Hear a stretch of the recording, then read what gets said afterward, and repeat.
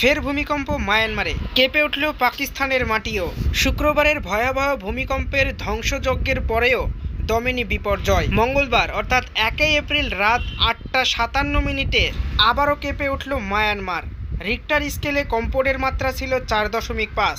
শুক্রবারের 7.7 মাত্রার ভূমিকম্প ইতিমধ্যেই মায়ানমারকে মৃত্যুপুরীতে পরিণত করেছে। মান্দালয় অঞ্চলে সবচেয়ে বেশি ধ্বংসযজ্ঞ হয়েছে।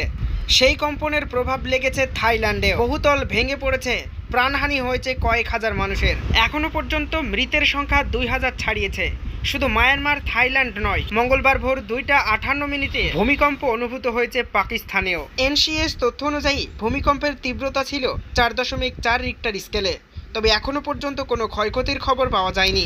একই সঙ্গে মায়ানমার, থাইল্যান্ড ও পাকিস্তানে ভূমিকম্পে আতঙ্ক ছড়িয়েছে। বিশেষজ্ঞরা সতর্ক করেছেন, আফটার শক হতে পারে, যা আরও ভয়াবহ বিপর্যয় ডেকে আনতে পারে। মায়ানমারে 7.7 মাত্রার কম্পনে 2000-এর বেশি মৃত্যু হয়েছে। মঙ্গলবার ফের কম্পন অনুভূত হয়েছে, বাড়ছে আতঙ্ক, ক্ষয়ক্ষতির আশঙ্কা রয়ে যাচ্ছে।